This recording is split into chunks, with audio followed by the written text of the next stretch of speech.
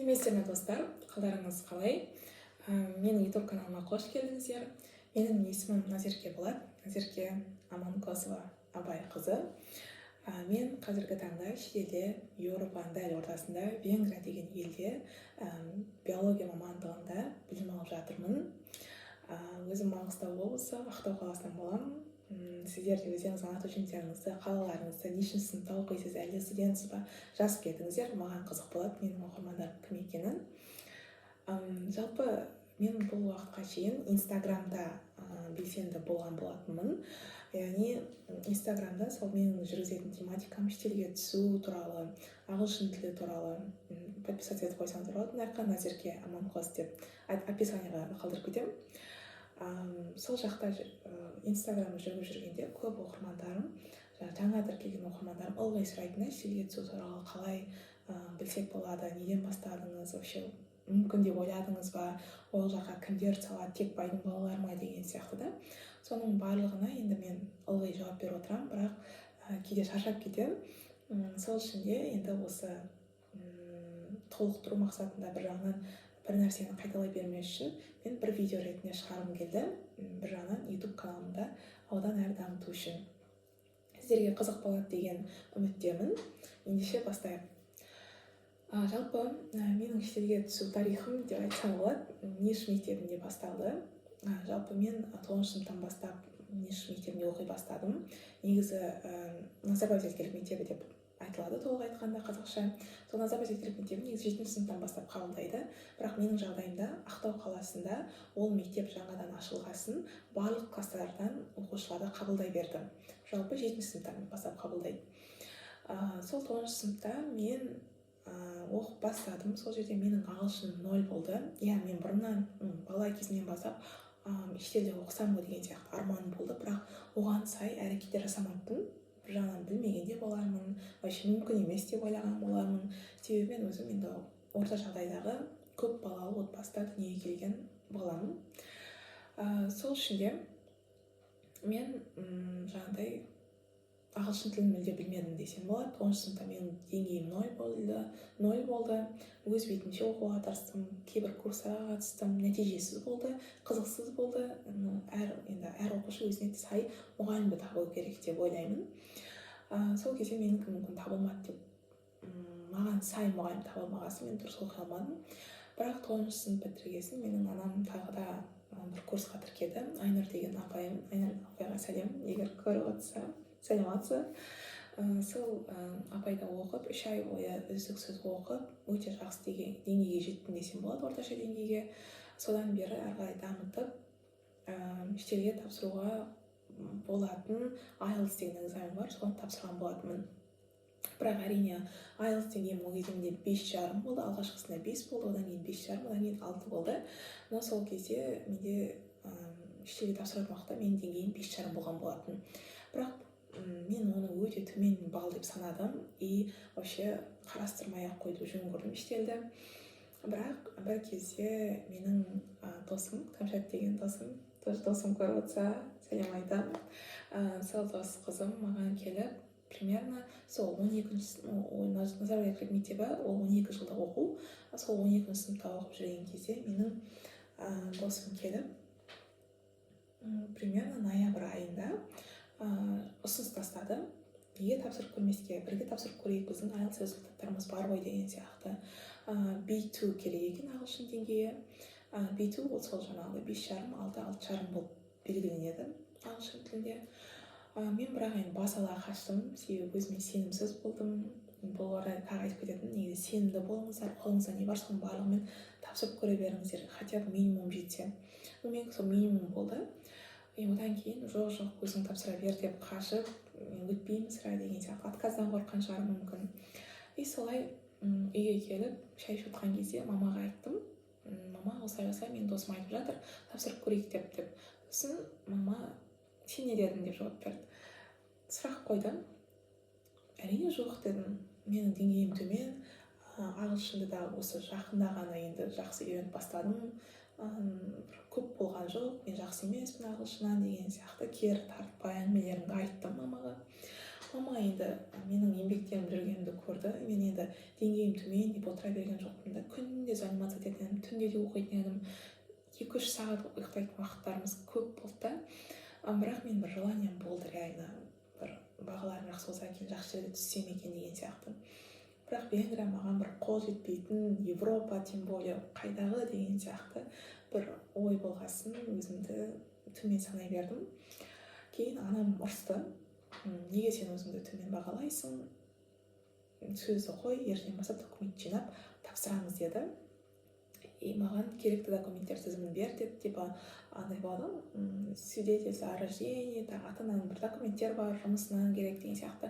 Оларды мен түсінбеймін, мама түсінеді документтер жағын, именно үлкендер түсінеді документті, мама өзім жинаймын, сен сабағыңды оқи бер деді. Яғни одан әрі дамытатын жақтарын дамыта бер деген сияқты.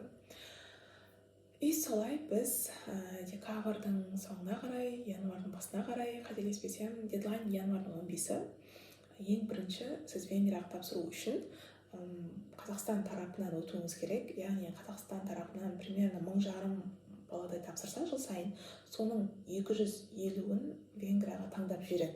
250 плюс 75 бөлек резервный список бар. Яғни общий 325 бала дайындайды да. Егер 250 баланың ішінде біреу бас тартса, немесе біреуі Венгрия жақтан өтпей қалса, онда 75 резервный списоктан оқушыларды алады, таңдайды. Сөйтіп мен документтердің барлығын болашақ организациясына жібердім. Сол жақта менің документтерім, портфолиомды барлығын тексеріп, 1500 баланың ішінен 1350 ма, сондай баланың ішінен 250 баланы таңдады. 250 баланың ішінде мен бірінші тұрмын. Но енді білмеймін, олар рейтинг бойынша қойды ма бірінші орынға деген сияқты, әлде аты-жөнім бойынша ма, алфавит бойынша емес, точно айтып білмеймін енді қалай болғанын. И сол кезде бір кезде сабақта отырсам мектепте, мен мектепте кешкі сағат 9-10-дарға, түнгі 12 шейін отыра беретін едік та достарымызбен. Сол кезде кешкі сағат 9-дарда маған қоңырау шалып тұр: сіз өттіңіз, Астана документтеріңіз қабылданды, Қазақстан жағынан өттіңіз, енді сізбен интервью болады деді. Мен кәдімгідей қуанып кеттім. Жоқ, қателестім. Документтер тапсырдық. Потом менімен интервью болды, барлық оқушымен интервью болады ол жерде. Потом сол интервьюдан кейін барып 250 баланы таңдайды. Содан кейін интервью барлығын өттіңіз деді. Келесі интервьюға дайындалыңыз деді. Ол қандай интервью десем, Венгрия тарапынан апрельде тағы да интервью және тест болады екен. Бұл сіздердің универлеріңізге де байланысты таңдаған. Және де, яғни кейбір универлерде интервью болады, кейбіреулеріне болмайды, кейбіреулеріне тест болады, кейбіреулеріне тест болмайды. Менің кезімде, мен тапсырып жатқан кезде Дебрецен университетінде оқып жатырмын, Венгриядағы. Бұл Будапешт астанасынан 2 сағаттық жер пойызбен. Сол Дебрецен университетінде талаптарын қарасам, онлайн тест болады, одан кейін интервью болады деген. Одан кейін онлайн тест, сіздер қатты қорықпаңыздар, ол қатты бір қиын емес. Егер мектепте деңгейіңіз таңдау пәндеріңіз бойынша жақсы болатын болса, онда жақсы тапсырып шығасыз. Менің кезімде мен биология таңдадым, менің мейджор биология болды. Мен ойладым, биология химияны тапсыратын шығармын деп, бірақ маған биология математикадан тест берді. Қалай айтсам болады, basics дейді ғой, basic білім болса болды, қатты бір шырайын алдырып қажет емес. Сол жақтан мен жақсы жинап шықтым, 80-85% нормально жинаған сияқтымын екеуінен де. И потом мені интервьюға шақырды. Интервьюда негізі группа бар, айтпақшы, телеграмда стипендиум Hungarian Scholarship Қазақстан деп жазсаңыздар шығады.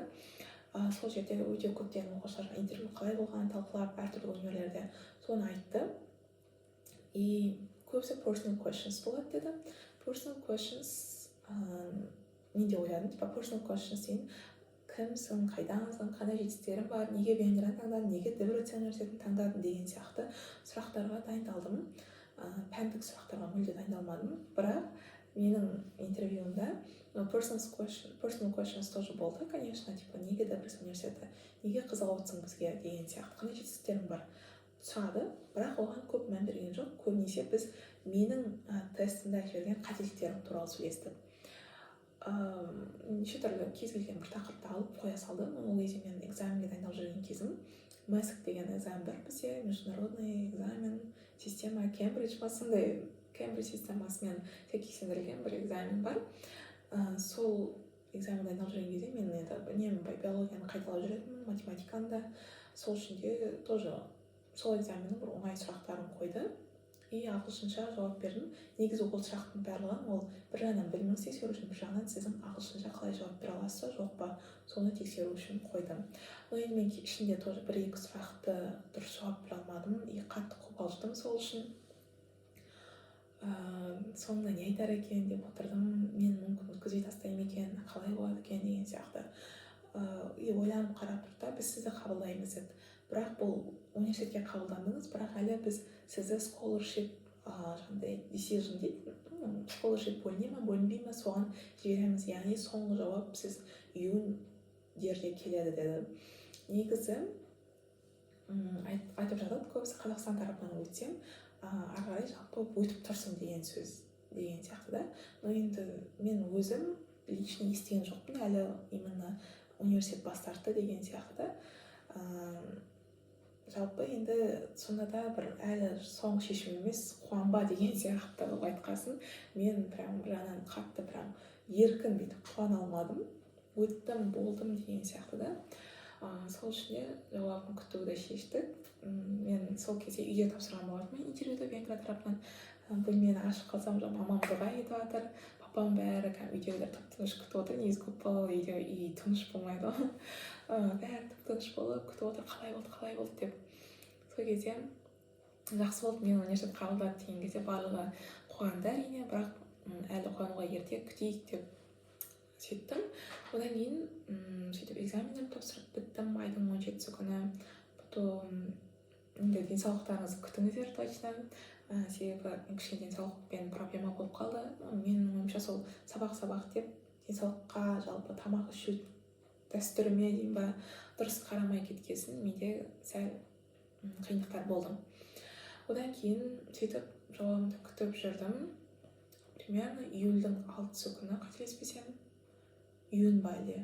Июньнің соңында, негізі июньнің 6-сы келеді деді, июньнің 20-сы келеді деді, 26-сы келеді деді, келмеді хат әлі ешқайсымызға. 27-сі күні кешкісін келді. Ол кезде мен ағылшын курсын бір кісіге өтетінмін. И сол сабағымды бітіріп болғасын, ноутбугым жауып болғасын, соткамды тексеріп қалсам, жаңа стипендия Hungarian Scholarship деген телеграмдағы канал кәдімгідей шулап жатыр. Прям қараңдар, жаңалық шықты, бәрі соңғы шешім шықты деп.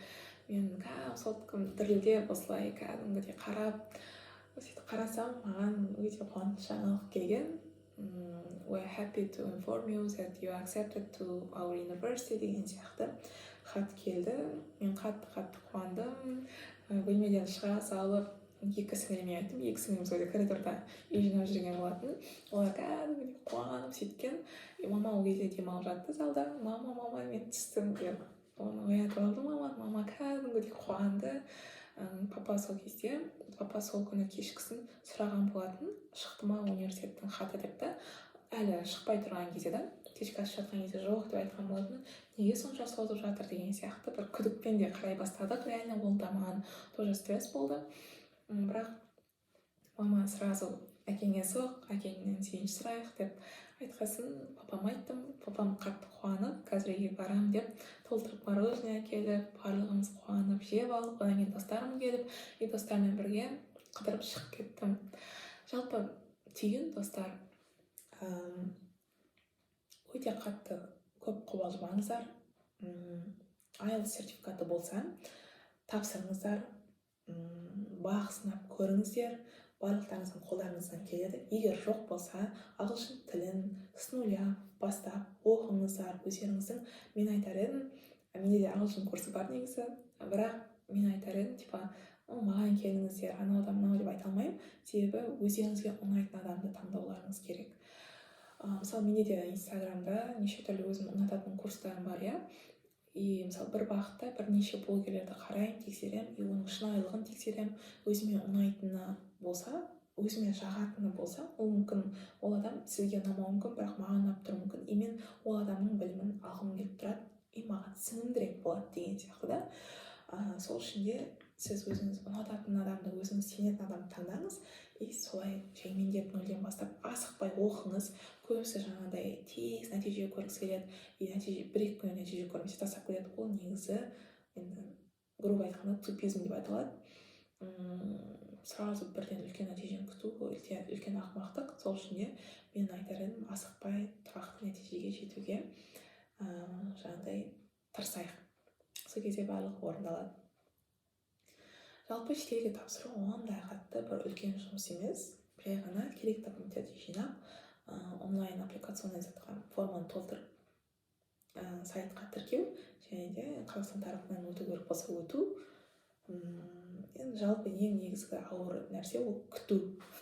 Қалай не болып жатыр сенің документтерің, просто күту. Сол жағынан сәл нерв прям кетеді, но соның барлығы того стоит дейді ғой, это того стоит дейді солай. Енді бұл менің алғашқы видеом, сіздерге ұнады деген ойдамын. Сұрақтарыңыз болса, жалпы қызықты қандай сұрақтарға жауап берейін келесі видеоларда, қандай тақырыптарда сөз қозғайын, соның барлығын комментарий жазып кетіңіздер. Мен сол тақырыпта қозғауға